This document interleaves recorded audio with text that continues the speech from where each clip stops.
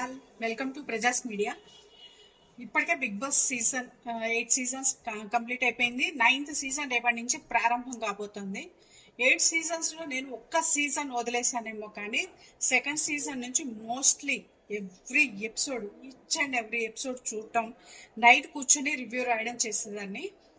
చివరికి last day final day కూడా 12 వరకు కూర్చొని ఎపిసోడ్ మొత్తం కంప్లీట్గా చూసి రివ్యూ రాసి మరీ పడుకునేదాన్ని.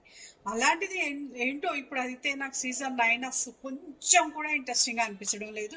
ఇప్పటికే కంటెస్టెంట్స్ లిస్ట్ అయితే బయటకు వచ్చేసింది. కామన్ మ్యాన్ నుంచి కేటగిరీ నుంచి ఎవరు వెళ్తున్నారు, సెలబ్రిటీ నుంచి ఎవరు బిగ్ బాస్ హౌస్లోకి అడుగు పెట్టబోతున్నారు అనే విషయాలు అయితే తెలిసాయి.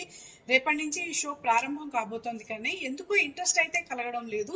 దీనికి కారణం మేబీ బిగ్ బాస్ అగ్ని పరీక్ష అయినా అయ్యి ఉండొచ్చు. ఎందుకంటే బిగ్ బాస్ అగ్ని పరీక్ష చాలా పేలవంగా జరిగింది.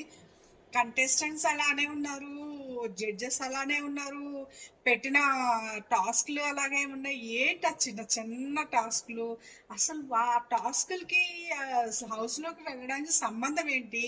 అసలు ఆర్గ్యుమెంట్స్ ఎక్కడున్నాయి, ఏంటి, వీళ్ళు వెళ్ళి ఏం ఆర్గ్యూ చేస్తారు, నాకైతే అర్థం కాలేదు. మొత్తానికైతే నాకైతే సీజన్ 9 మరి ఇంట్రెస్టింగ్ ఇప్పటికైతే లేదు. మరి రేపటి నుంచి వచ్చే కంటెస్టెంట్స్ని బట్టి ఫస్ట్ వారం పెద్దగా ఏమీ ఉండదు, కాబట్టి సెకండ్ వీక్ నుంచి మరి ఏమైనా ఇంట్రెస్టింగ్గా ఉండొచ్చేమో చూడాలి. సో కంటెస్టెంట్స్ లిస్ట్ అయితే బయటకు వచ్చింది, కానీ అందులో ఎంతమంది నిజంగా లోపలికి